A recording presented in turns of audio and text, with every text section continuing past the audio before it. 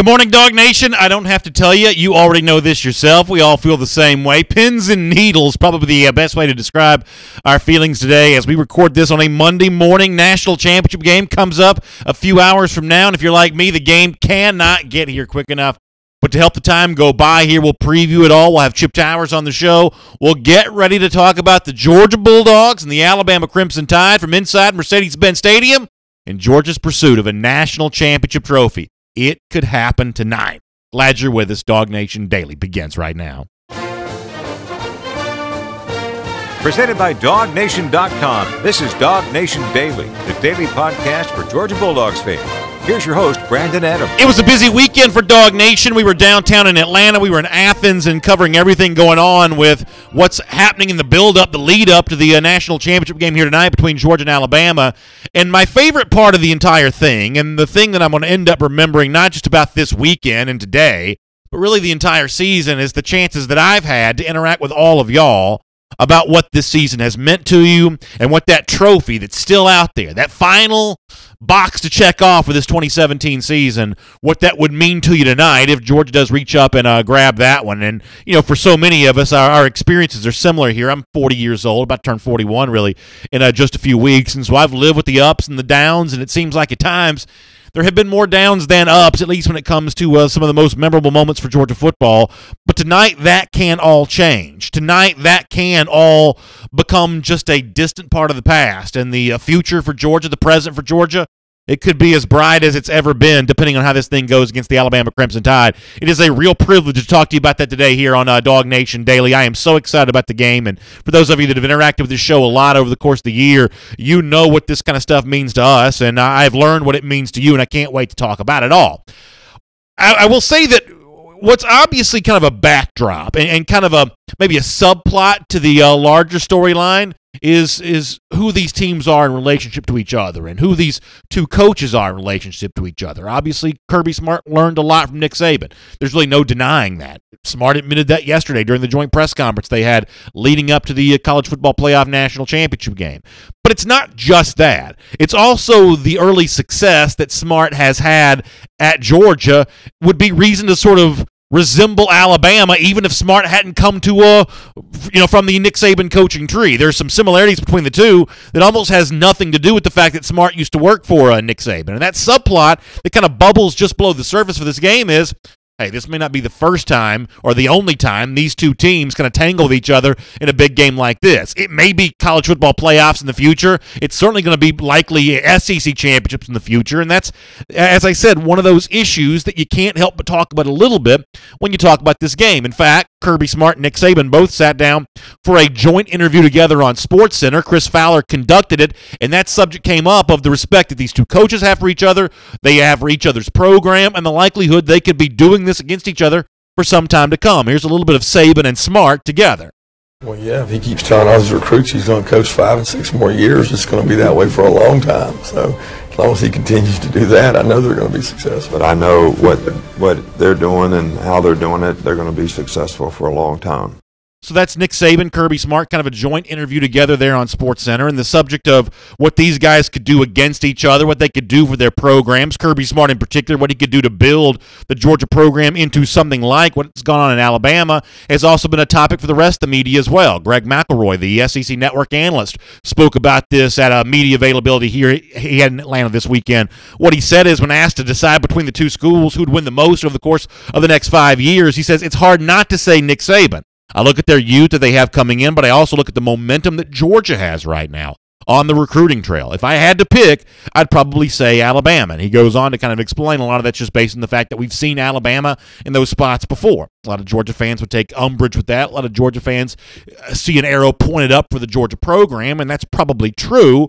But that's also probably best another topic for next month, next fall, next whenever, but not today. And that's why I think that something else that Kirby Smart has said this weekend is incredibly important. And I think it's almost the perfect response to this kind of topic, this kind of discussion. I think it's perfect because I think it's a great mindset for Kirby Smart to have, but I also think it genuinely reflects the feelings of a lot of his fans too. It may be that Georgia and Alabama do a lot of battling against each other a lot in the years ahead. It may be that over the course of the next 5 years, it's Smart and the Dogs kind of climbing up and trying to take supremacy from the guy who's had it for a long time and the guy who kind of taught Kirby Smart how to be a head coach, Nick Saban. That may very well be true. The future for Georgia may be very bright, and they may collect lots of trips to these kinds of games a lot in the year ahead. In the years ahead, I should say. There's a lot of evidence to suggest that may happen. But I don't know that it's all that helpful to think about that kind of stuff tonight, especially if you're Kirby Smart, especially if you're Georgia. I think it's probably helpful to sort of maintain the mindset that the Georgia seniors are going to have, guys like Nick Chubb and Sonny Michel and Lorenzo Carter and Davin Bellamy, who will view this as their only chance to win a national championship. Now, the younger Georgia players and Georgia coach Kirby Smart, this may not be their only shot. But it's the only championship they can win tonight is the one they're about to play, and thinking about tomorrow in that respect is probably not helpful at all. That's why I loved Kirby Smart's answer to this question from Chris Fowler in that same SportsCenter interview. Take a listen to this. I think it sets us up for something pretty special today. What keeps you up a little extra long at night, knowing that opportunity is right in front of you and how precious it is? Well, I think just that. You don't know, you don't appreciate, especially for a guy that was at Alabama so long. Sometimes you can lose the appreciation for what it takes, and you can't take it for granted. You don't know when your next opportunity is coming, when the right mixture happens. It takes a lot of things to fall in place. Certainly we want to build for the long haul and build for that success, but we want to have no regrets about this game. I love that quote. It's one of the best I've ever heard from Kirby Smart. It's a perfect capsule of exactly what's at stake tonight, the job of both fan and coach and player alike.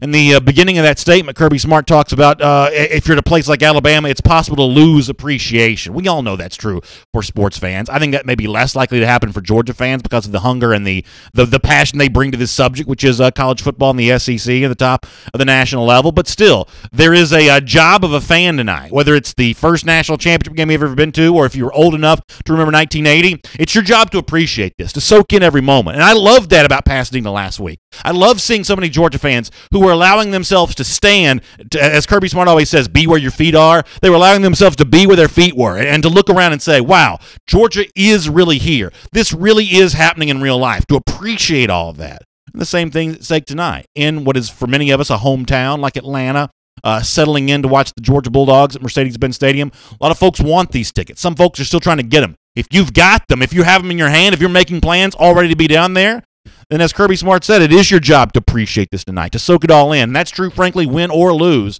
This is a special night for the Georgia program, and I hope we all just sort of consume it all and eat it all up and just live in this moment, the kind of which that's not guaranteed for any point in time in the future.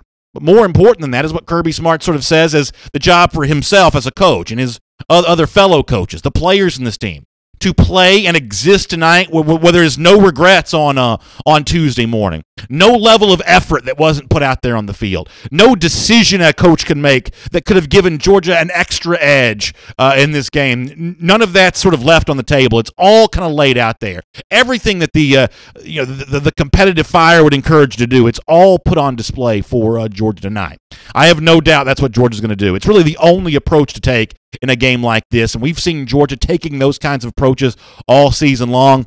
I wish I could sit here behind this microphone and look into this camera for those of you watching on video and say, I can guarantee you Georgia victory. I know how this thing's going to work out, and it's going to be great news for the Georgia Bulldogs. Obviously, I don't know that. None of us know that. We'll have to live through these 4 hours together tonight to figure all that out. But I have great confidence in this, that Georgia, to use Kirby Smart's phrase, will play with no regrets. And it's going to be an incredible show put on display for the entire country to see as this Georgia program tries to climb that last rung of the ladder up to the very top of college football.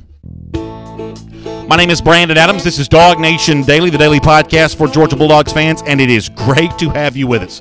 You know, I say that every single day, but I don't know that we've ever had a day more special than the one we have right now as I broadcast to you live in our home right now in Atlanta before making my way over to downtown Atlanta, the Mercedes-Benz Stadium, a little later on today. So if you're watching us on Facebook Live, thanks for being with us. Of course, we're there for you each and every day at 10 a.m. If you are listening to us on the radio, say hello to our friends in Athens on Athens Sports Radio 960 The Ref. I was in Athens for a bit on Saturday. What a great spot that was this weekend. I know those of you that plan on watching the game there in Athens are going to have a really good time, and that'll be the party spot if the game goes the way we all want it to this evening. And, of course, in podcast form, anywhere you want to find us, iTunes, SoundCloud. We post the show at the world-famous DawgNation.com. good to have you with us today. Want to do our Simply Smarter game planning here for a moment. It's brought to you by Aldi, the home of Simply Smarter shopping. And for me, when I think about tonight, based on what I've been hearing from a lot of people this weekend, I guess I have one concern. And you can listen to me here and decide if you think it's a legitimate concern or not. But if I think about reasons why Alabama might have something for Georgia and reasons that Georgia ought to be paying close attention to tonight in terms of neutralizing a potential advantage for the Crimson Tide, it all kind of boils down to this. Y'all know that for the most part, at least those of you that listen every day, that watch every day, especially if you watch SEC Country Live as well, you know that I'm not a big fan of Jalen Hurts as a passer. I think that Hurts' passing ability has been suspect all season long. But while that is true, that should not be taken to mean that I have no respect for Alabama's passing game in its entirety.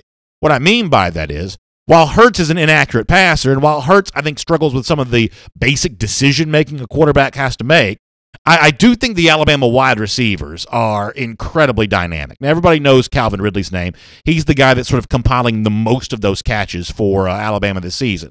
But you're also, if you follow recruiting, you're aware of the trio of tremendous freshmen that Alabama's brought in this year, specifically Jerry Jeudy, Devontae Smith, who caught the game-winning touchdown against Mississippi State. I'll add Henry Ruggs in that group as well. These are all terrific potential playmakers. And this season, it just hasn't worked out that well for Alabama to get them involved in the offense. But we've seen from Alabama national championships in the past an extra wrinkle that we didn't see a lot during the regular season. Think back to the national championship the Tide won after the 2015 season. Think about that night against Clemson. Who was called upon a lot was the tight end O.J. Howard. You wouldn't have predicted that based on the regular season, but it was an extra wrinkle that Lane Kiffin kind of put into play there for that game against Clemson to start the 2016 calendar year. Is there something similar in store for Alabama tonight? I could never tell you for sure that it is, but it is my biggest concern. When you listen to the mainstream media, they act like Calvin Ridley's the only receiver Alabama has, but I don't think that's the case. I think the Georgia secondary tonight, believe it or not, is going to be tested in a way that maybe it has not been all season long, including against Oklahoma, because a lot of what Oklahoma likes to throw are those short passes, those quick hitters. It's more of a spread you out wide and come at you with a volume of plays. Alabama may just throw deep a lot, and while I don't trust Jalen Hurts to hit a lot of those, if he hits more than one, it could be a tricky situation for Georgia. So that's my concern a little bit there. You can tell me in the comments section or on Twitter on DawgNation Daily if you agree with that. By the way, Simply Smarter game planning here on DawgNation Daily, brought to you by Aldi, the home of Simply Smarter shopping. And if you're looking for a great low-cost way to stock your house for the big party tonight, Aldi's a great place to do that. Check out your local area Aldi wherever you are. Simply Smarter shopping. That means you're going to fill up that table full of goodies for your party tonight for less. You can do that with Aldi. Simply Smarter shopping. All right, we've got Chip Towers coming up in a moment here on DawgNation Daily.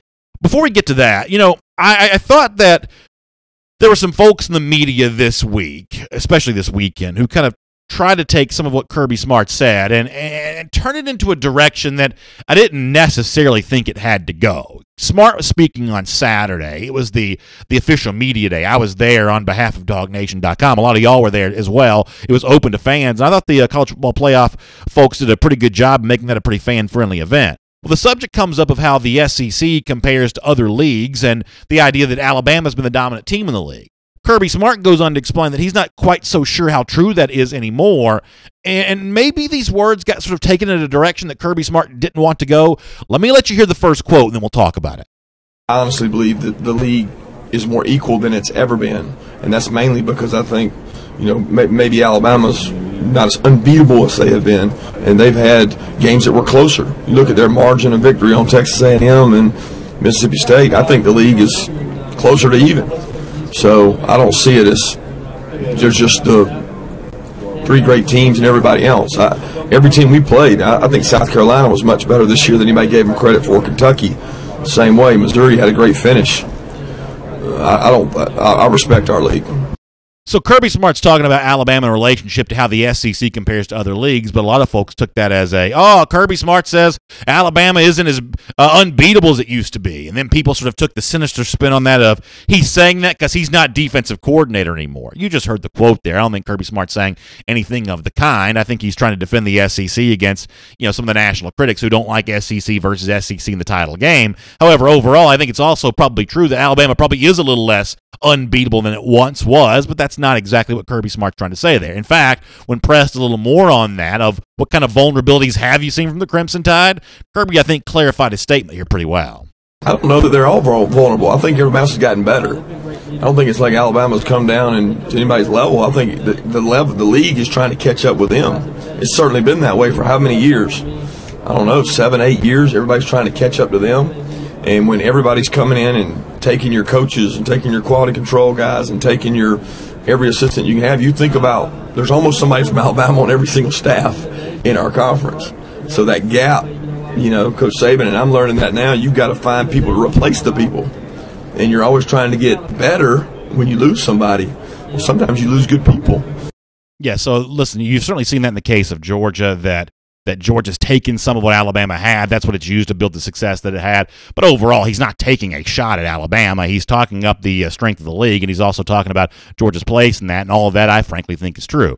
Good to have you with us here today on DawgNation Daily. We'll catch up with Chip Towers here in a moment. Before that, let me remind you that also DawgNation Daily brought to you in part by our friends at MyBookie. Right now, MyBookie's got a great offer for DawgNation Daily listeners and viewers. Get your first deposit match with them up to 100% when you play with the pros play at MyBookie. But you got to use the promo code DawgNation. The website, mybookie.ag. The promo code DawgNation. You play, you win, you get paid. It's as simple as that with my friends at MyBookie. Find them on the web at mybookie.ag. Let's say hello to Chip Towers right now.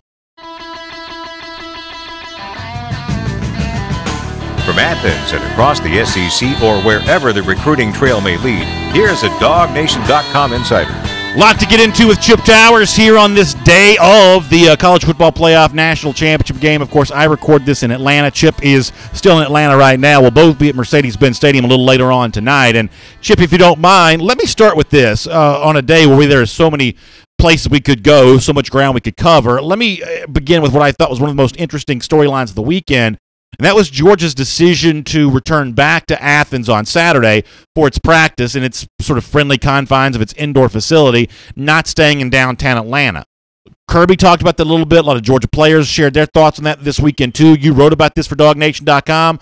But ultimately, is there a story behind the story for why Georgia wanted to go back to Athens? Well, there may be, depending on who you listen to. Some people think that Kirby was with Nick long enough that he felt like he might need the added security. I don't know if there's anything to that or not. I think it's very interesting, but I do think it's beneficial to Georgia, and I was surprised that the College Football Playoff Committee would allow it, really, per se, because generally you play a championship game at a neutral site, so that there are no advantages for either team. Well, I thought Georgia got an advantage by going home and playing in its own facility, and it's not really about familiarity as much as it is what do they have there in the Butts-Mill building. Well, they have training facilities. They have they have a hyperbaric chamber in there, in their training room. All kinds of different things that they can take benefit from. I don't know whether they did. I don't know whether there's any limitations put on them or anything like that. And certainly you have to weigh all that against being on a bus for, at the very least, 2 hours each way. I've never had the benefit of being able to commute back and forth from Athens to Atlanta with a Georgia State Patrol escort, but they do tend to get back and forth a lot quicker than you and I do. But at the same time, sometimes I think there's too much made of that. I mean, you're sitting on a bus and they're most of the time they're looking at their iPads and studying game tape. That's what they make them do when they're on the bus a lot of times. So I don't know. It could be an advantage, but I'm just surprised. Just knowing Nick Saban like I do, what a competitor he is, both on the field during the games, but also in all the arenas that coaches have a input on. He's pretty competitive in that regard too. But he just blew it off when I asked him about it Saturday. Like, I got more important things to worry about. It's like, okay, that seems like it's pretty important, but whatever. Yeah, the only thing I could compare it to would have been LSU, which played in the Superdome at the end of the 2003 season and back in the same spot at the end of the 2007 season.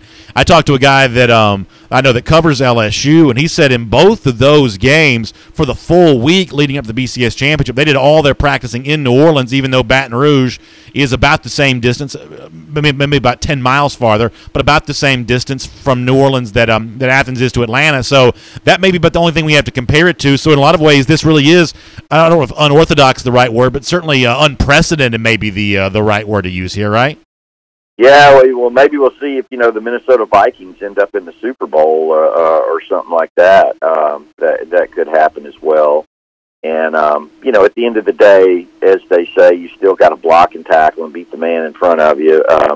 And if they do that, or don't do that, Georgia tonight, I'm not sure that we'll still know whether it made a difference. Yeah, you're right. You're right. So one of the things that I thought was interesting this week was the challenge for Georgia to kind of deal with the emotions of the Rose Bowl win against Oklahoma.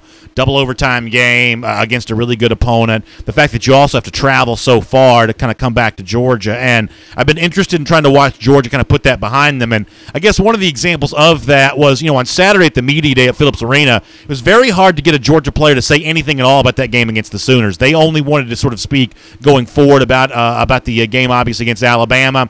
Is that, in your mind, an example of just how hard Georgia kind of worked to say, I know this was a big win, I know you left a lot on the line, and frankly it was a travel challenge that Georgia's probably not used to, but that's all in the past. Is that kind of an example of that in your mind? Yeah, well, I think it's an example of, Kirby Smart, again, controlling the message, and which he's great at, and which is one of the reasons his team has been so good is that senior leadership committee, or the leadership committee, which also includes some juniors like Roquan Smith. Essentially, Kirby gives the message to them. They receive the message and they deliver it to the team, and that was kind of what you got Saturday at that media day. I mean, they really didn't. I mean, they were certainly gracious and cordial about it, but they really didn't want to talk about anything beyond playing Alabama on Saturday. I mean, I remember sitting there with Davin Bellamy, and talking to him about the college football playoff system and Central Florida, staking a claim to the national championship, and could he play one more? And his answer was compelling. It was both compelling and short. He said, wow, I don't know. I'm not sure if I got one more game in me, which is true. I mean, this has been long and exhausting for these players. But he said, but all I'm thinking about right now is Alabama. He quickly transitioned right back into the message, and so that that's it works.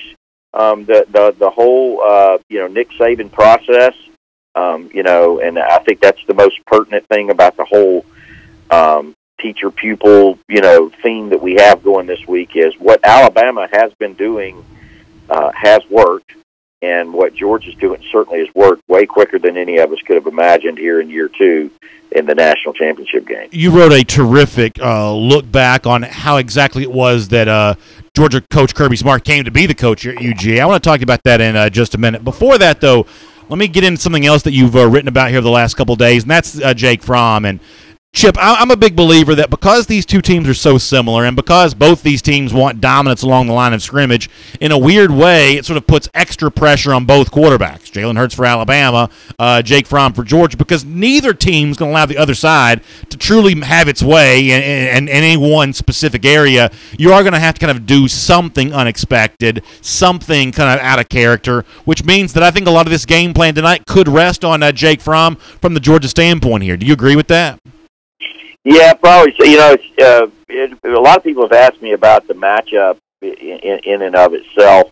What I think about it, and I think Alabama is a tough draw for Georgia from the standpoint of you're going to try to out Alabama, right? Yeah. And that's for that reason. I think a lot of people might have been right when they said Oklahoma might have been a better matchup for Alabama, and in the converse, maybe Clemson would have been a better matchup for Georgia because the styles of play, you're such mirror images in that.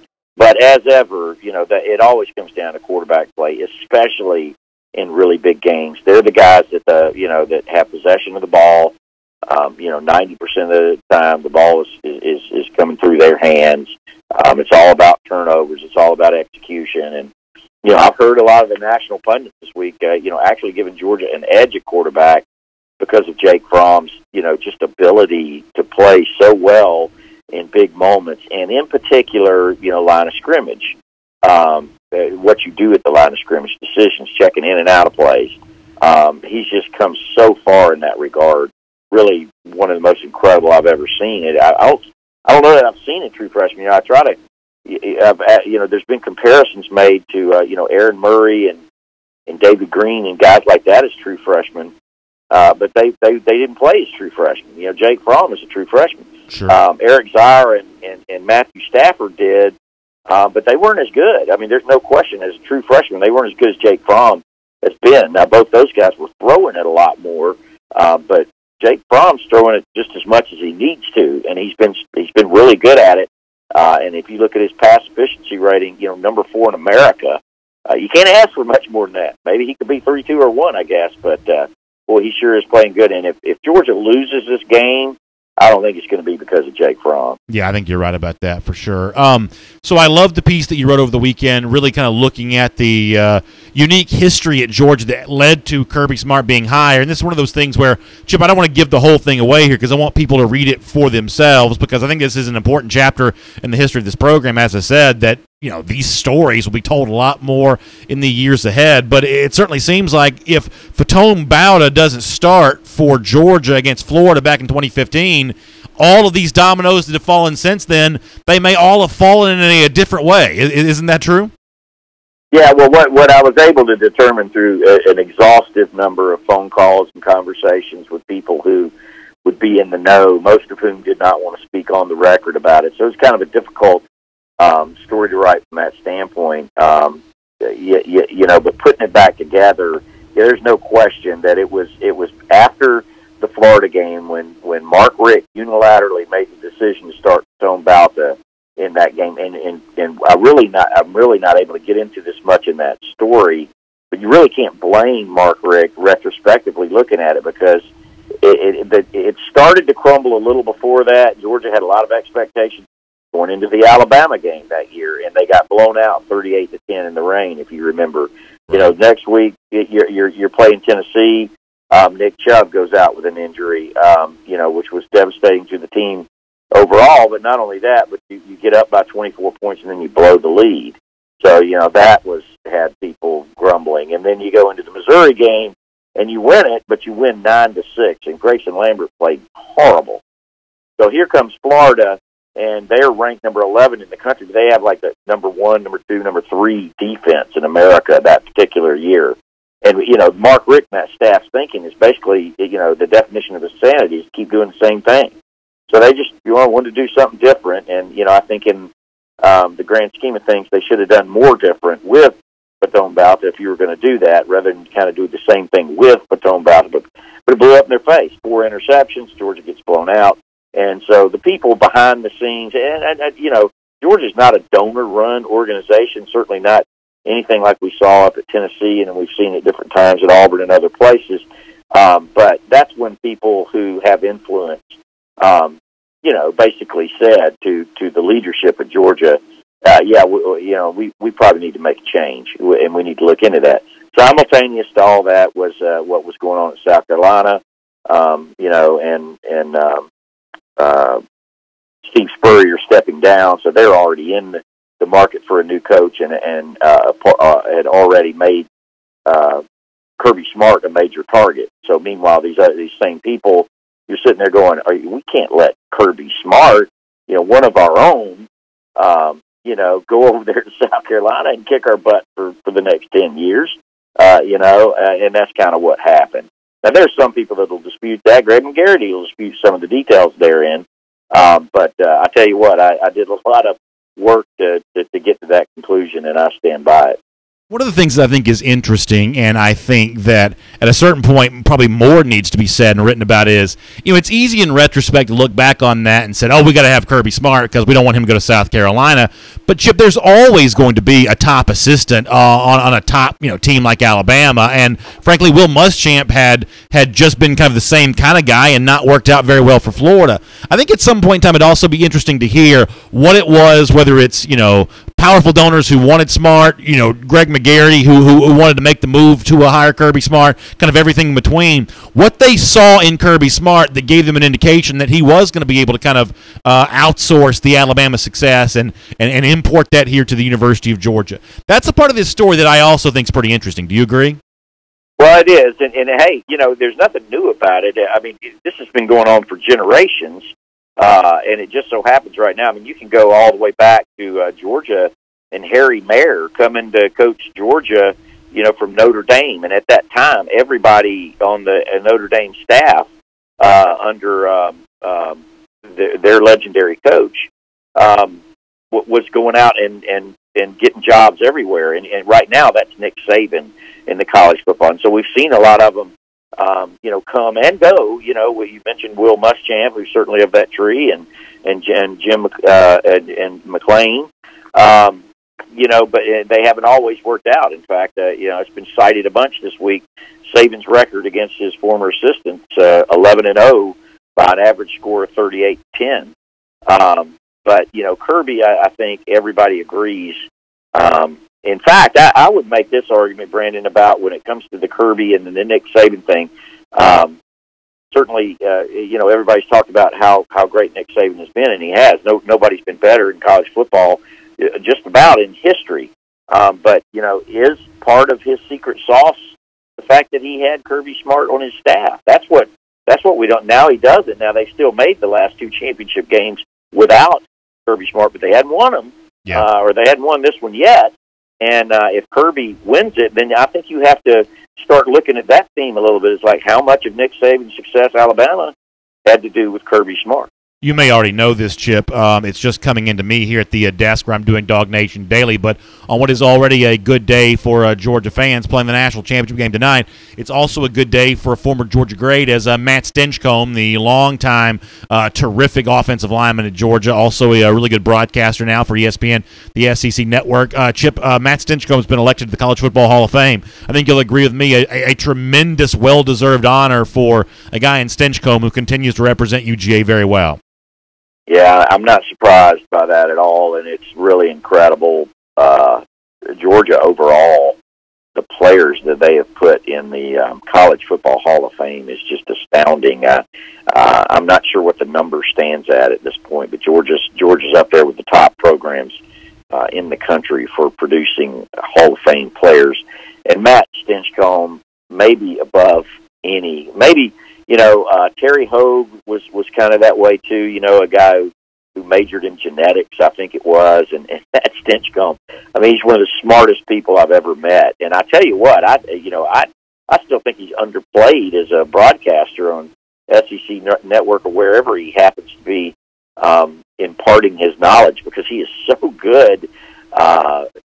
Not just at finances and insurance and everything else he knows, but football, man, he just does such a good job of breaking it down. And he was telling me early on in the season his observations about Georgia's offensive line. He thought they had a chance to be better than they were last year, even though they were losing everybody. And, man, hasn't that come to pass. That's a great honor for him and certainly deserved. Yeah, Chip, we really appreciate that for him and really appreciate your time here today on DawgNation Daily. You got a lot coming up here tonight from Mercedes-Benz Stadium. I can't wait to read it all and look forward to seeing you in person as well. It is a special night for Dog fans, and we're glad to have your coverage of it. Chip, thanks for being with us here on DawgNation Daily. You got it, pal. Let's take a look around the rest of the league. This is SEC Through. Yeah, so how about that? Just happening as we're on the show here today, Matt Stinchcomb, who I just think is a great broadcaster and a super smart guy. We're lucky to call him a friend here on DawgNation Daily, and he goes into the College Football Hall of Fame on the day that Georgia plays the national championship against Alabama, and that ain't too bad. All right, as we transition here to our SEC Through, there was more I wanted to get into with Chip.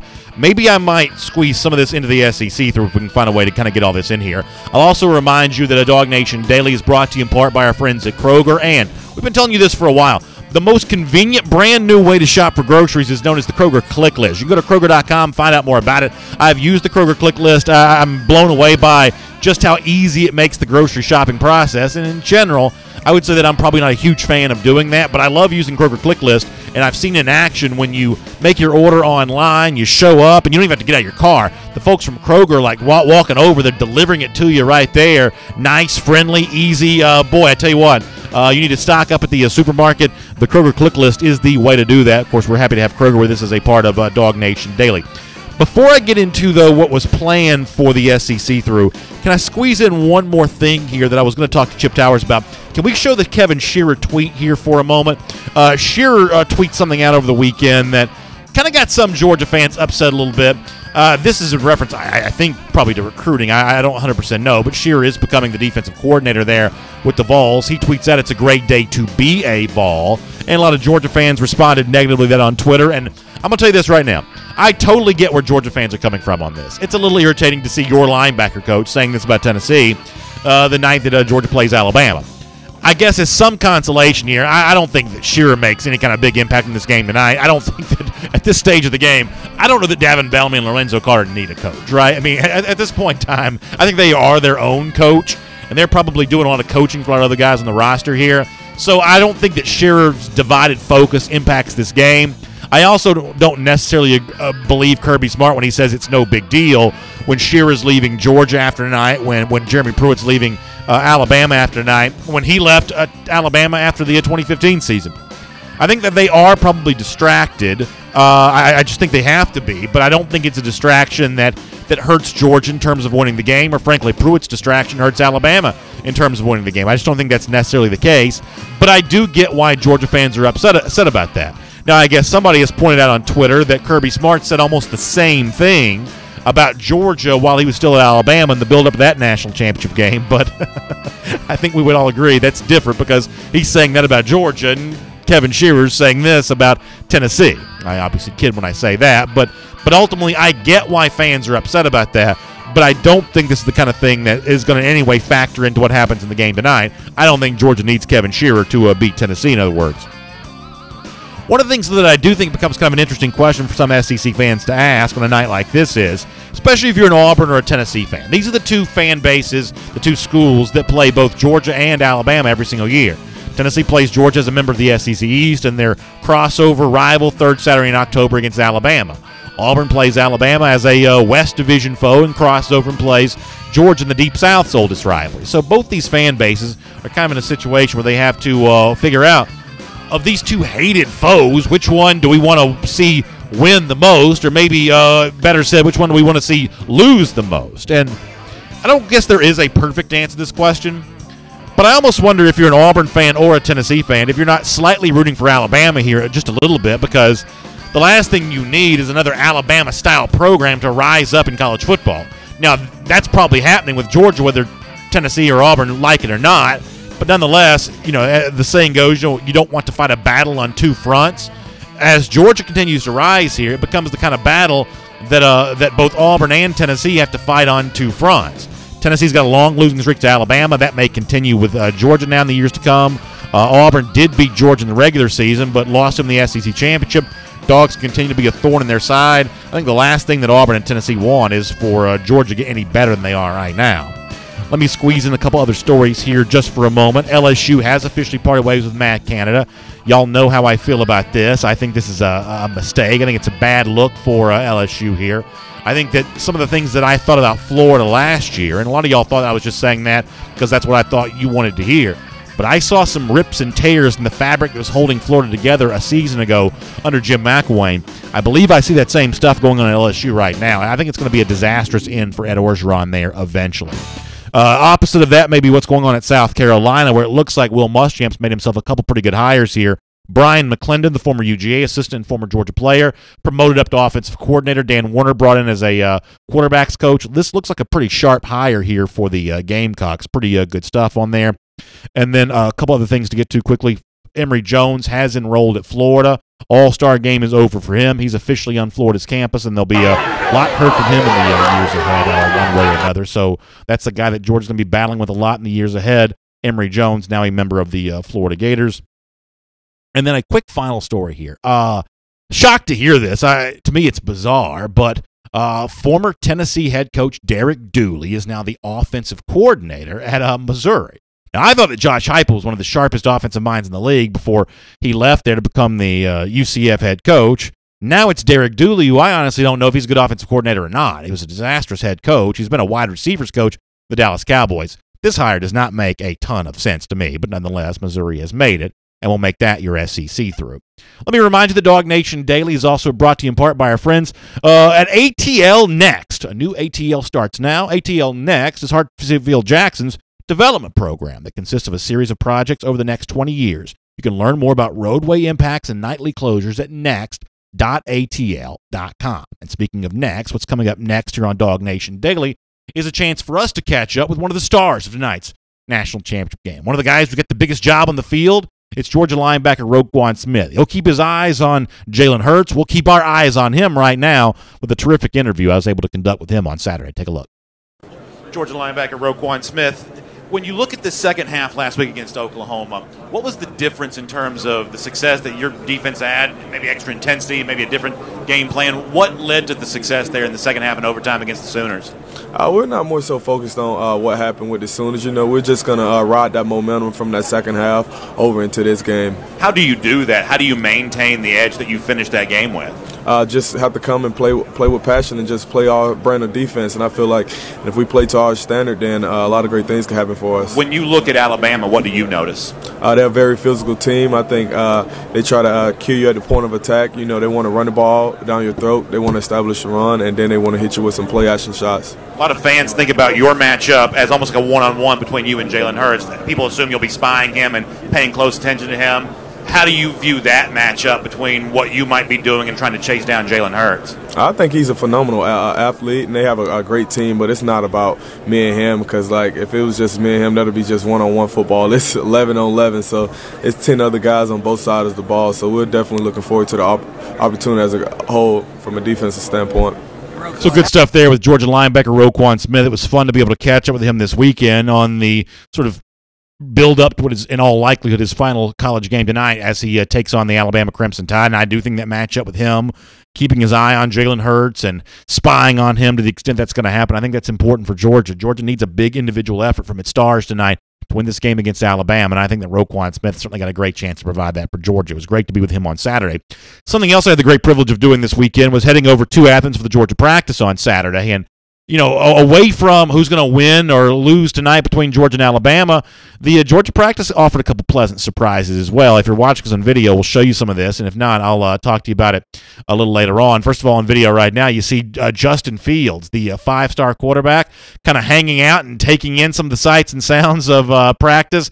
Obviously, he made the announcement this past weekend to be an early enrollee, and he was already on the Georgia campus. You also see, if you're watching us on video, big number 77 going through some drills there. Who is that? Well, that's the five-star offensive lineman, also one of the prize members of Georgia's 2018 class. That was Cade Mays. Now, Mays, of course, won't be eligible to play tonight against Alabama, but it was kind of fun to see him going through practice there, and kind of an interesting addition to the Georgia program, and a pretty important reminder as well of why Georgia is where it is. The 2018 kids won't be playing until future seasons, but it's that success that Kirby Smart has brought to Georgia, that addition of talent, that ability to raise the overall level of the competition going on at practice every day, that has made Georgia a formidable foe for Alabama and a threat to its dominance here in the SEC and around the country. And it's a big reason why I think a lot of people give Georgia a really good chance to win this game tonight. It's because of the talent that Georgia is bringing in right now. And Kirby Smart's doing that. It was cool to see some of those 2018 examples on practice on Saturday. It was also nice to see the ones they'll be playing here tonight. And remember that, Kirby Smart is building something that Georgia that is a pretty dadgum special, and it'll be fun to watch how it competes against the Alabama Crimson Tide tonight. All right, as we wrap up here, I guess I ought to give something in the way of a prediction. I do think, I think it's close tonight, but I think that Georgia's got a great chance of winning the game. And I think, we talked to Chip Towers about Jake Fromm earlier. I think that may be the guy that Georgia leans on. It wants to run the football, wants to play good defense. Alabama wants to do the same thing. From that respect, that means the quarterback has to step up and make a play, and I trust Jake Fromm, especially in this stage of his development as a freshman, to be able to do that. I'll take the Dogs in a win, and if it's another one of these thrilling games, I hope all of us can stand it, because what happened against Oklahoma last week was certainly something to remember forever. Maybe tonight's very much the same way. I'll also remind you that 292 days from right now, Georgia goes back to Florida. We hope as reigning national champions. They beat the Florida Gators. We do our Gatorator countdown here each and every day on DawgNation Daily. As I told you before, make sure you check out my friends at MyBookie. Promo code DawgNation. The website, mybookie.ag. You want to get a bet down on tonight's game, they'll match your first deposit up 200%. We'll see you tomorrow right here on DawgNation Daily. And for those of you who are watching us on video right now, we'll look forward to getting some of your comments as we try to just catch our breath here and figure out everything that's going to happen here over the course of this evening. There is a lot to say, a lot to talk about. We'll kind of dive in and deal with a lot of it. Mike Mazzell also reminding us about the All-Star games this weekend. Jamari Sawyer, James Cook looked pretty good. Yeah, I didn't get a chance to watch a lot of those, but I did hear that Cook really showed out. We'll probably get more into All-Star game coverage, obviously, later on in the week once the national championship's kind of over. But I heard that James Cook had a nice performance there in San Antonio. Gary and Christian Golisano with his thoughts about, or their thoughts about why Georgia may have gone to Athens. Yeah, I'm going to leave that alone, but certainly Gary and Christian are not the only ones to have said that. But certainly those thoughts are out there. Jackie Abernathy asking about new recruits being allowed on the sideline tonight. I honestly don't know the answer to that. That's a good question. Mike Mazzell said, did I watch the Army All-American Bowl? So, Mike, I said this the other day on the show. I did not do a good job of talking about All-Star games this year. And I guess this is going to be one of those deals we have to deal with a lot in the years ahead, where you have to kind of balance some of this recruiting talk with the championship game. And we got so focused on the aftermath of the Rose Bowl that we did not do much on the Under Armour game on Thursday. And I really did not get to see much of the Army game in San Antonio because we were chasing around the Dogs between Athens and Atlanta on Saturday. So I haven't seen a lot of those yet. I heard about James Cook's performance, but I didn't see a lot of the other stuff. I'm going to try to get caught up on all of that, and we'll talk to Jeff some later on this week. So we'll definitely do a lot of post-All-Star game reaction. I know that Emory Jones was a little bit upset because he didn't play a whole lot in the Army game. So we'll talk about we'll talk about a lot of that kind of stuff in the days ahead. Matthew Charles McKinney Scott says, "Humble yourself." That was Davin Bellamy's phrase to Baker Mayfield. He says that's getting trademarked tonight as soon as the game's over. Yeah, you may be right. That's a pretty good thought right there in terms of a phrase that may live on for a while. Michael Bragg asks, is McCole going to take it to the house? I think he's got a really good chance to. Eric Moody giving us the Daily. By the way, Jeff had that idea on Friday. Instead of doing Dilly, it's Daily here on this show. And a lot of you have tweeted that to me, and you put that in the comment section. I've had a really good time with that. I appreciate y'all doing that. That has certainly been a lot of fun for me. Chris Roletter says, do you think DeAndre Swift is a part of the game plan tonight? I hope so. I mean, he wasn't a big part of the Oklahoma game plan.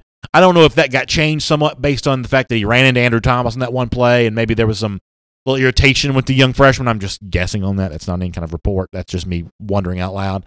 But I think that, his versatility, you'd love to use that against Alabama tonight because he's the kind of weapon that I just think is hard for anybody to defend. And, you give me – think about those passes the last time Georgia played in MBS, those sort of dump-off wide receiver or running back passes. I don't think of them as screens. They're almost just like really short passes, or maybe said a different way, very long, toss sweeps.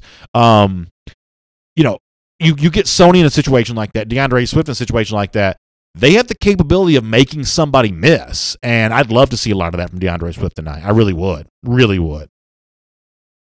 Byron Walker says it's going to be a game where all three phases are needed to win. That's true.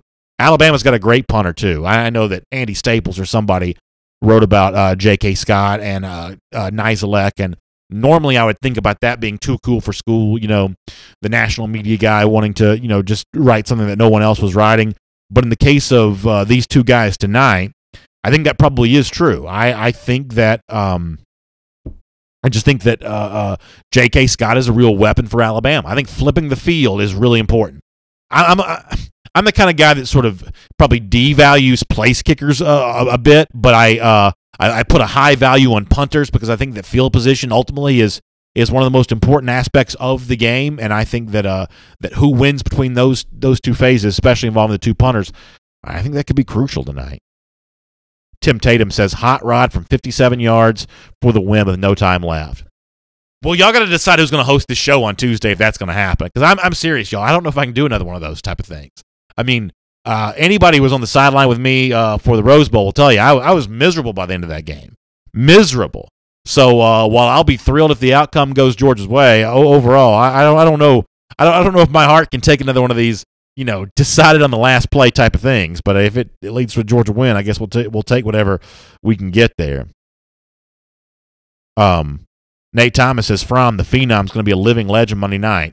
First win, he's going to have any turnovers. Jake Harshbarger, thanks for the kind words. I really appreciate that. Thank you so much. Jason Bigham says, who replaces Jeremy Pruitt at Alabama? That's a good question, actually. Is a guy like Tosh Lapoy getting the promotion? Seems like we'd heard some of that. Danny Smith says, let me scroll, get Danny here. Danny Smith talking about, potential good news with Quay Walker, given that Alabama may be having more coaching turnover. Yeah, I mean, I think that Pruitt leaving has impacted Quay Walker in a positive way if you're Georgia, and he mentions the possibility that Derek Ansett is leaving. I don't know if that's official or if that's just a rumor or whatever, but yeah, I mean, I think that Georgia can offer a bit of stability right now. Despite losing Kevin Shearer, Georgia can offer a bit of stability that Alabama can't offer, and that seems to be working in Georgia's advantage when it comes to Quay Walker. Spoonie Jr. says, run the ball on the perimeter. And I think that, yeah, getting on the outside here is an important thing for Georgia. It's just hard to go up the middle all day long against Alabama because they're still very good in that spot. Very good. Mitch Howard with a nice thought says, praying for the Georgia staff, the coaches, the athletes. Yeah, I mean, listen, I think that's an important thing to think about, too, is that, our prayers do go up for just health and safety. And obviously, we think about this as being this sort of gigantic moment in all of our lives as college football fans, but still the health and safety of these players continues to be important, and we'll certainly pray for that tonight. Mike Browning says, big country. He means Ben Cleveland, going to push around the vaunted Alabama defensive line. Yeah, you see Cleveland in person, man. He's really, really big. And one of the things I had some fun with over the weekend, too, was it wasn't Cleveland, it was Andrew Thomas. I actually showed this to my kids. I interviewed Andrew Thomas, and I'm a pretty big guy overall. It's sort of hard to tell when I sit behind this desk, and plus the screen is somewhat misleading on that, anyway. But I'm 6'2". I'm a pretty big guy. But, I interview Andrew Thomas, and he's just like, dwarfing me. I mean, I look like Mean Gene Oakland trying to interview Andre the Giant or something like that. And Thomas is big. Ben Cleveland's probably bigger. It is really neat to see Georgia bringing in that huge size, not just heavy guys, but long arms, tall. And that's one of the reasons why Georgia beating Alabama is a lot more realistic now than maybe it's been in the past, because when you look at the Georgia athlete, you look at guys who are similar to what you see at Alabama. The fast guys, the big guys, kind of everything in between. The question becomes are there enough of them at Georgia yet? And are they as seasoned as Alabama's? And are they as proliferated through every position group? Those are the three big questions tonight. There's no doubt that there's a transformation of the Georgia roster that makes it, virtually equal to what Alabama's been doing. But is enough of that completed to give Georgia a chance to win tonight? Are there enough Ben Clevelands, in other words? Eric Moody says, hope you've got plenty of Dixie vodka ready. Yeah, don't worry about that.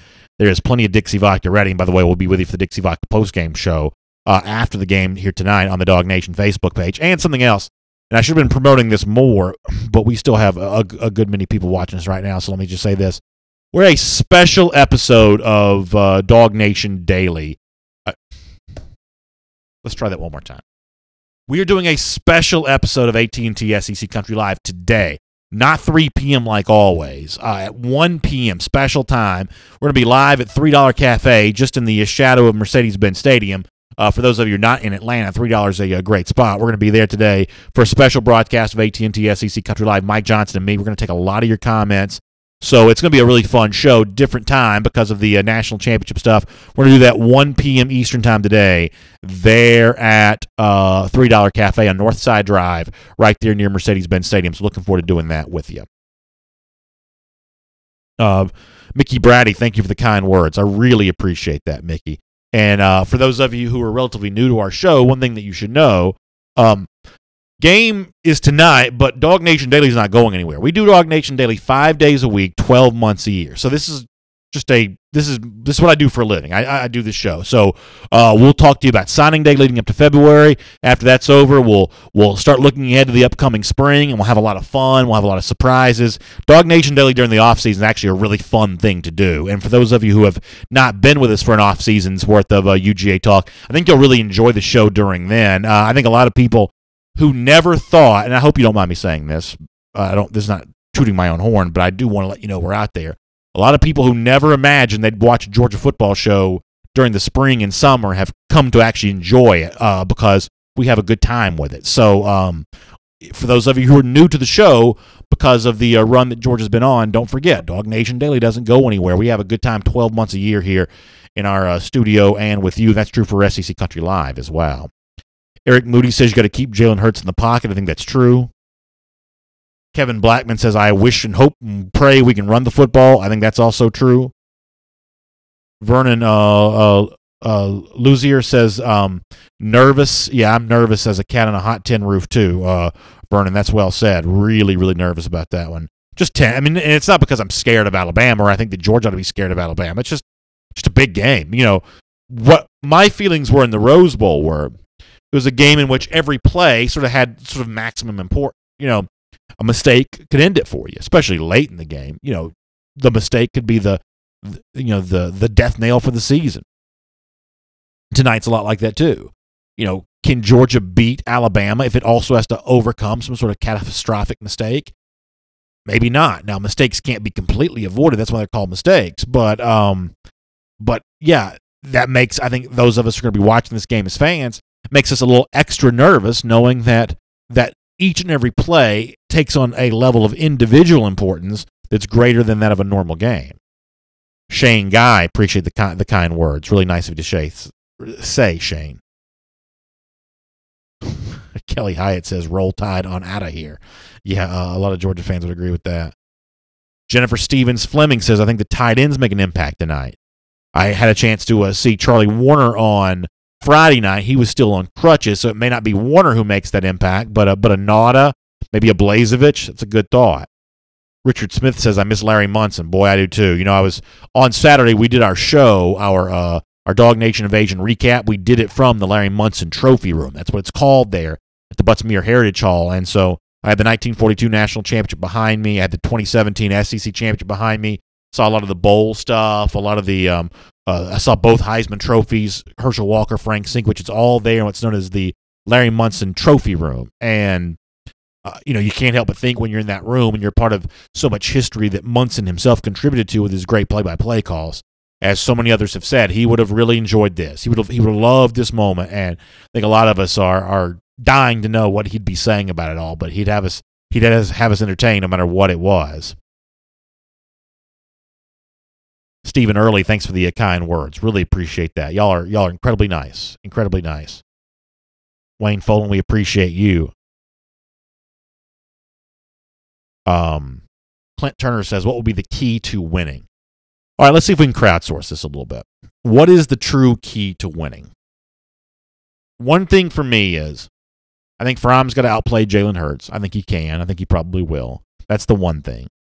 I think that Georgia's got to find running opportunities away from just between the tackles. I think that's incredibly important. I think it's got to be more than one wide receiver involved in a big way. Can't just be Javon Wims. I think you've got to get multiple guys involved there. I think the Alabama secondary, with all due respect to Minka Fitzpatrick, who I do think is an amazing player, I think it can be had a bit. And then I think that Georgia has got to, and this may be the most important thing of all, it's got to bow its back against Alabama's run.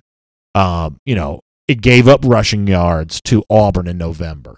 It gave up some rushing yards in the first half to Oklahoma. You know, can that group tonight really match what the Alabama offensive line wants to do? And you know, the Alabama offensive line, which is, at least by Alabama standards, probably been below what we've come to expect from the Crimson Tide up front. But they moved and they pushed around Clemson, and Clemson may have the best defensive line in the country. So that's the challenge awaiting Georgia tonight. You know, it's that big group for Alabama and that tremendous stable of running backs. Can Georgia neutralize what they want to try to do? That to me is what it kind of comes down to here. It kind of comes down to limiting what Alabama does in the running game. Had Georgia lost to Oklahoma last week, that was going to be the reason why. Ultimately, they did kind of put a lid on Oklahoma's rushing success, but it wasn't Baker Mayfield that I thought was killing Georgia. That was the Oklahoma running game. And it was the Auburn running game that hurt Georgia in November. That's where you got to go tonight. Georgia does have a great defense, but that defense has got to be great tonight against a group that can also be pretty great. Jennifer Korn reminding us that Louis Grizzard, the longtime humorist, great writer, he would have loved all this as well. Yeah, Grizzard's takes on college football in the 70s and 80s was always fun for me to go back and read sort of after the fact, and he would have loved that tonight. Eric Gillespie kind of also saying the same thing. Let's get a couple quick comments, and then we'll get ready to get out of here.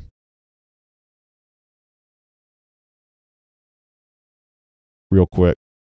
Jennifer Stevenson Fleming also talking about some turnovers. Yeah, the team that gets the most is going to have a good chance of winning this game. Hal Love, thank you for the kind words. I really appreciate that. It's very nice of you to say. Chad Clark says points from the defense. I know that was a big part of Alabama's recipe last year, getting those non-offensive scores. Georgia could really use one of those tonight as well. A lot of comments. Sorry if I didn't get to them all, but we are setting up for a busy day here at DawgNation and the DawgNation Facebook page. And just thanks for starting your day here with us, wherever you are. And I guess as a final thought here, if you're still looking for tickets, I hope that you find them, and I hope that they're at a price that you can live with. I hope this is a great night. If you're watching the game on television tonight, I hope it's being done so surrounded by a room full of friends, and that you got a whole bunch of food there, and everybody's just relaxed and enjoying what should be a terrific football game. And if you're crying tears tonight, I hope they are tears of joy sometime around 11:30 p.m. or midnight. One way or another, we'll be back tomorrow morning at 10 a.m. Talk to you about it all. It is going to be an emotional roller coaster for Dog fans, no doubt, but listen, this season it's been that way for Georgia. One more game to go. Buckle up, get ready for it. We'll see you tomorrow morning at 10 a.m. Also, see you here in a couple hours on the SEC Country Facebook page for a special edition of SEC Country Live from the $3 Cafe there near Mercedes-Benz Stadium on Northside Drive. Dixie Vodka post-game coverage, a whole bunch of fun from Mercedes-Benz Stadium later on. Y'all enjoy the game. We'll see you then.